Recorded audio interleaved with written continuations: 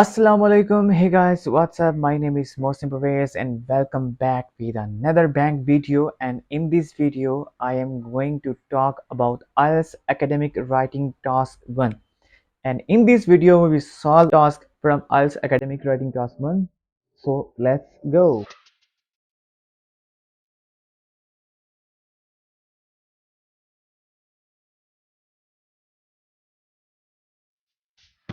Last video में मैंने आपको आईएलटीएस एकेडमिक राइटिंग टास्क 1 के बताया था कि आप कैसे उसका रिफ्रेश कर सकते हो, कैसे इंट्रोडक्शन एक साली इंट्रोडक्शन लिख सकते हो। तो इस वीडियो में क्योंकि स्टूडेंट्स बार बार कह रहे थे कि आईएलटीएस एकेडमिक राइटिंग टास्क 1 के ऊपर, तो इस वीडियो में हम step by step introduction, overview, body 1, body paragraph 2 और हम एक स्टेटमेंट ले लेंगे, उसको हम सॉल्व करने की कोशिश करेंगे और हम देखेंगे कि कैसे हम आईएलटीएस एकेडमिक राइटिंग टास्क 1 को सॉल्व कर सकते हैं। तो लास्ट वीडियो में मैंने आपको बताया था एकेडमिक राइटिंग टास्क 1 जब हम उसमें मूव करते हैं तो सबसे पहले हम करते हैं इंट्रोडक्शन, उसके बाद ओवरव्यू देते हैं, उसके बाद हम बॉडी पैराग्राफ 1 लिखते हैं और फिर बॉडी पैराग्राफ 2 लिखते हैं। तो इंट्रोडक्शन में क्या होता है ये मैंने आपको लास्ट वीडियो में बताया था, अगर आपने नहीं देखी तो आप वीडियो जा के दे सकते हो। इंट्रोडक्शन में हम जो स्टेटमेंट होती है उसको पैराफ्रेज या रिफ्रेश करने की कोशिश करते हैं। और आइए हमारी जो स्टेटमेंट है, आई होप सो कि आपके स्क्रीन के ऊपर जो स्टेटमेंट है वो दिखाई गई होगी। इसके लेफ्ट साइड पे हमारे पास एक ग्राफ है और राइट साइड पे एक चार्ट है। तो स्टेटमेंट जो हमारे पास है वो है the bar chart below show us seafood import between 2002 and 22 and the forecast for 2032. The pie chart shows the geographical structure of these imports in 2022. तो ये हमारे पास एक स्टेटमेंट है जो कि हमारे पास नीचे दो ग्राफ दिए गए हैं। एक लेफ्ट साइड की तरफ हमारे पास एक ग्राफ दिया गया है और राइट साइड की तरफ हमें एक पाई चार्ट दिया गया है। तो हम इसको रिफ्रेश करना स्टार्ट करते हैं। तो मैंने जो रिफ्रेश की है वो आप देख सकते हैं। The graph provide information on the volume of seafood imports in the United States from 2002 to 2022, along with the prediction of 2032, and illustrate the distribution of seafood imports among countries in 2022. तो यहाँ पे मैंने जो the bar chart below था इसको मैंने कर दिया the graph provide information the seafood imports the volume of seafood import, और यहाँ पे बिटवीन 2002 एंड 22, और इसको मैंने यहाँ पे सेम ही रखा है।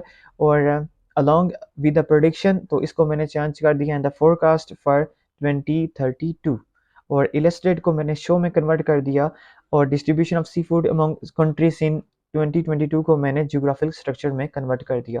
तो सिंपली आप चीज़ों को सिंपली लेके चलो, आप चीज़ों में इतना ज़्यादा उनमें स्टक होने की ज़रूरत नहीं है। चीज़ों को सिंपली और स्मूथली लेके चलो तो आपकी जो स्टेटमेंट है आप उसको इजीली रिप्लेस कर सकते हो। इसमें कोई भी इतना रॉकेट साइंस नहीं है। तो मूव करते हैं। ओके, अब इंट्रोडक्शन के बाद हमने करना क्या है? इंट्रोडक्शन के बाद हमने अपना ओवरव्यू देना है। और ओवरव्यू के बारे में स्टूडेंट बहुत ज़्यादा कंफ्यूज हो जाते हैं क्योंकि कुछ वीडियोस में, यूट्यूब की वीडियोस में जो आईएलटीएस ट्यूटर होते हैं, आईएलटीएस ट्रेनर होते हैं, वो ओवरव्यू लास्ट पे लिखते हैं और कुछ लोग उसको इंट्रोडक्शन के साथ ही लिखते हैं। कुछ लोग इंट्रोडक्शन को सेपरेट पैराग्राफ में लिखते हैं, ओवरव्यू को सेपरेट पैराग्राफ में लिखते हैं। तो आपने क्या करना है, जो बेसिकली जेन्युइन मेथड है, इंट्रोडक्शन में ही ओवरव्यू लिखा जाता है। मतलब कि आप इंट्रोडक्शन लिखो जहाँ पे आपका इंट्रोडक्शन ख़त्म हो रहा है, प्लस आप ओवरव्यू वहीं पे साथ अटैच कर दो। ये एक जेन्युइन मेथड है आईएलटीएस का इंट्रोडक्शन लिखने का, ओवरव्यू लिखने का। और ओवरव्यू को हम ओवरऑल वर्ड से एक्सप्रेस करते हैं, उसके बाद हम कॉमा देते हैं क्योंकि ये भी बहुत ज़्यादा मेंशलाइज होता है। और ओवरव्यू आखिर होता क्या है, ये बात भी याद रखिए कि जो ओवरव्यू हम देते हैं, हम किसी चीज़ के ऊपर, जैसे आप कहते हो किसी चीज़ के ऊपर ओवरव्यू दो, अपना ओपिनियन दो, एक राय, एक कॉन्टेक्स्ट फॉर्म में जो आप लिखते हो चीज़, वो हमारा ओवरव्यू कहलाता है। और ओवरव्यू में याद रखिए कभी भी हम एनालाइज़ चीज़ों को एनालाइज़ नहीं करते, उनका डेटा एनालाइज़ नहीं करते। एनालिटिक चीज़ों को हम कभी बयान नहीं करते, जैसे उनका डेटा हो गया, उनका मेन थीम। हम सिर्फ चीज़ के एक कॉन्टेक्स्ट फॉर्म में बयान करते हैं, एक ऐसी थ्योरी को जो कॉन्टेक्स्ट फॉर्म में हो। सपोज़ आप शायद उर्दू में उसको मरकज़ी ख़्याल कहते हैं, हम इस चीज़ का एक मरकज़ी ख़्याल, एक ख़ुलासा वहाँ पे हम डिलीवर करते हैं। उसमें कभी भी आप डेटा पुट नहीं करोगे। तो आइए हम अपना ओवरव्यू लिखते हैं। तो ओवरव्यू में अगर आप अपनी स्क्रीन पे देखें तो ओवरव्यू में आपको बताता हूँ साथ-साथ कि ओवरव्यू आपने कैसे लिखना है। क्योंकि हमारे पास एक तरफ ग्राफ था, एक तरफ पाई चार्ट था, तो सबसे पहले हम ग्राफ को देखते हैं। ग्राफ के ऊपर हम ओवरव्यू कैसे लिख सकते हैं। ग्राफ के ऊपर अगर आप देख रहे हो तो यहाँ पे लिखा US seafood imports in billion US dollars. तो याद रखिए कि हमारे पास यहाँ पे जो क्वांटिटी है 0 to 25 है, और ये हमारे पास बिलियन डॉलर्स में आई है। और दूसरी तरफ हम राइट साइड पे देखते हैं ग्राफ में, तो 2002 to 2032 है, ये हमारे पास ईयर्स की फॉर्म में आ रहे हैं। तो अगर हम वैसे ही अगर एक झलक हम देखें इस ग्राफ के ऊपर, तो हमें ये नज़र आता है कि 2002 से लेके 2022 तक ये जो भी जो चीज़ है यूएस सी फूड है, इसकी इम्पोर्ट्स बढ़ी है। और फिर जो 2032 है यहाँ पे स्लाइटली आके थोड़ा सा वो डाउन हुआ है, इतना ज़्यादा नहीं हुआ। मतलब चीज़ एक एक्सटीडीपीएस में ऊपर गई है, इम्प्रूव हुई है, ग्रो हुई है। तो अगर आप इसको डिलीवर करना चाहो अपने ओवरऑल में, तो आप लिखोगे ओवरऑल, उसके बाद आपने कॉमा डाल देना है। उसके बाद जो मैंने यहाँ पे ओवरव्यू लिखा है, the US seafood imports market grew substantially in the past 2 decades. 2 decades लिखने का मकसद यहाँ पे ये था क्योंकि 2002 से लेके 2022 तक सी फूड जो है उसकी इंपोर्ट में इजाफा हो रहा है, और 2002 से 2022 तक हमारे जो 20 साल बनते हैं, तो मैंने उसको 2 डेकेड्स में लिख दिया। चीज़ों को स्मूथली लेके चलना है, इतना इंटेंस नहीं होना, इतना कंफ्यूज नहीं होना, तो आपका ओवरव्यू एक अच्छा खासा ओवरव्यू बन सकता है। क्योंकि हमारे पास यहाँ पे एक और पाई चार्ट है, तो हम ओवरव्यू को यहाँ पे कंटिन्यू करते हैं। उसके लिए हम यहाँ पे कॉमा डाल रहे हैं, और आप याद रखिएगा कि कॉमा, डॉट्स, वॉवल्स, कॉलम्स, ये यहाँ पे बहुत ज़्यादा मेंशनलाइज होते हैं, इनके आपको एक्स्ट्रा मार्क्स मिलते हैं। तो आपको इन चीज़ों पे भी ग्रिप आउट होना ज़रूरी है। तो आगे चलते हैं, जो हमारा पाई चार्ट है हम उसको देख लेते हैं। क्योंकि यहाँ पे आप देख सकते हो कि US seafood imports in 2022 by country of origin, तो China, Thailand, Canada, Indonesia, Vietnam, Ecuador और अदर। तो ये कुल मिला के आप इसकी परसेंटेज को काउंट करो तो आपके पास अच्छी खासी परसेंटेज बन जाती है। और जब हम इसको ओवरऑल में कन्वर्ट करेंगे, तो मैंने उसी के आगे कॉमा डाल के लिखा है with the majority of the imports sourced from several countries. क्योंकि जो इंपोर्ट किया जाता है सी फूड्स वो डिफरेंट कंट्री से किया जाता है, और अगर आप 28 से लेके इन सब को प्लस करते जाओ, तो अच्छी खासी मेजोरिटी यहाँ पे बन जाती है, जो कि यूएस सी फूड को इंपोर्ट कर रहा है। तो ये आपके पास एक सॉलिड ओवरव्यू बन जाता है।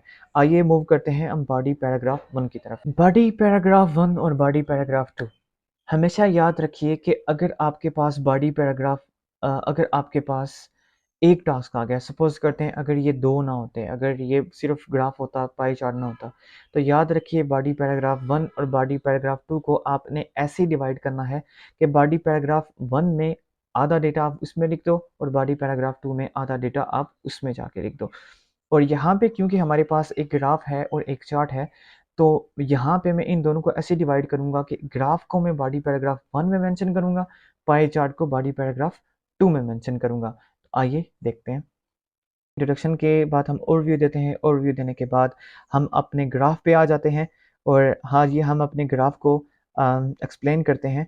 तो ग्राफ के बारे में जो चीज़ें हैं, वो हम ग्राफ को यहाँ पे आपके स्क्रीन पे आई थिंक शो हो रहा होगा। तो ये देखिए कि हमारे लेफ्ट साइड पे जो है वो क्वांटिटी मेंशन की गई है बिलियन यूएस डॉलर्स, और लेफ्ट साइड पे, राइट साइड पे सॉरी, हमारे जो यहाँ पे ईयर्स मेंशन किए गए हैं, जो कि 2002 से लेके 2032 तक हमारे पास मौजूद हैं। सो इसको मैंने ऐसे लिखा है, between the year 2002 and 22 seafood imports in the United States tripled from about 6 billion at the beginning of the period to over 20 billion in 2022। ऐसा मैंने क्यों लिखा? अगर आप देख सकते हैं 2012 और 2002, अगर आप इसके दरमियान कंपैरिजन करो 2002 से लेके यार 2022 तक, तो आप अगर कंपैरिजन करो, तो यहाँ पे जो जो सी फूड की इंपोर्ट है वो ट्रिपल हो गई है। क्योंकि 2002 पे ये 6% थी, अगर आप 5 के ऊपर इसका जो बना हुआ हेडिंग आप देख सकते हो, 2002 में 6% थी, और 2022 में ये जाके 20% हो गई है। मतलब 20% मीन्स 20 बिलियन यूएस डॉलर हो गई है।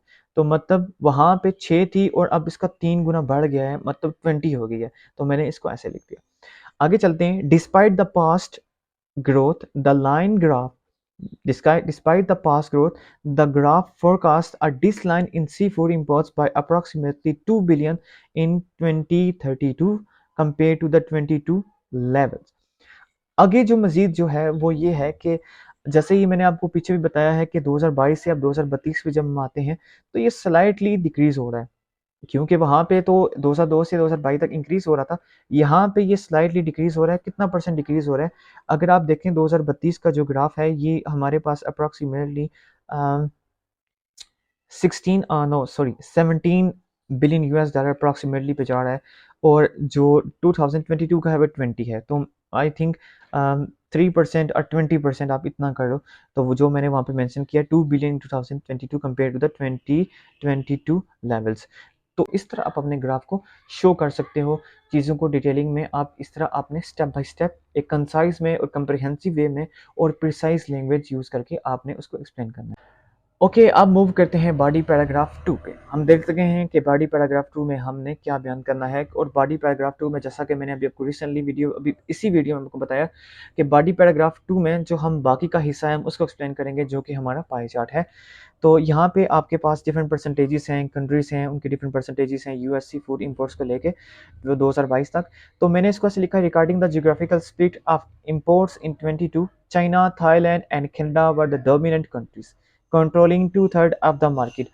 क्योंकि यहाँ पे अगर आप देखो तो यहाँ पे चाइना, थाईलैंड और कनाडा, इनका जो इंपोर्ट है वो बाकी सबसे ज़्यादा है, और बाकी सब से ज़्यादा मतलब ये बाकी मार्केट को कंट्रोल कर रहे हैं ये तीनों मिलके। तो ये तीनों बाकी सारों पे डोमिनेंट हैं। ओके, सो मजीद मैंने लिखा, China had the largest share of seafoods import to the United State 28%। और अब चाइना का सी फूड जो इम्पोर्ट है सबसे ज़्यादा है 28%, क्योंकि मैं यहाँ पे डेटा मेंशन करना है। इसी तरह फॉलोड बाय थाईलैंड, ये फॉलोड जो मैंने कनेक्टर यूज़ किया है, followed by Thailand 23% and Canada 16%। सो ये मैंने अपने पाई चार्ट को एक्सप्लेन कर दिया, क्योंकि हम जब राइटिंग टास्क करते हैं तो राइटिंग टास्क के स्टार्ट में हमारे पास आता है make a comparison where relevant. तो ये समराइज द कंप्लीशन इस तरह का, और make a comparison where relevant, तो मींस एक रेलिवेंसी और एक कंपैरिजन पॉइंट हमने देना है। तो देखते हैं कि हमारे इस टास्क में जो कंपैरिजन पॉइंट है वो कौन है। तो यहाँ पे मैंने लिखा, in contrast other countries such as Indonesia, Vietnam and Ecuador each contributed less than 10% of seafood imports।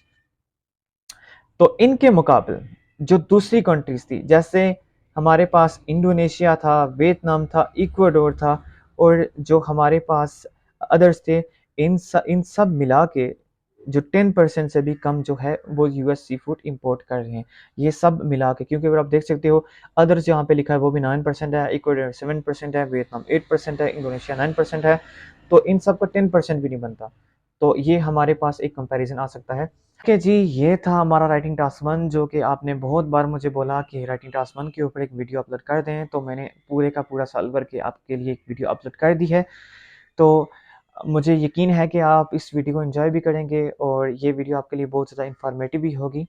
तो काइंडली मेरी वीडियोस को लाइक करें और मेरे चैनल को सब्सक्राइब करें, और वीडियोस के लिंक्स आगे शेयर करें ताकि दूसरों को भी मुफीद मालूमात मिल सके।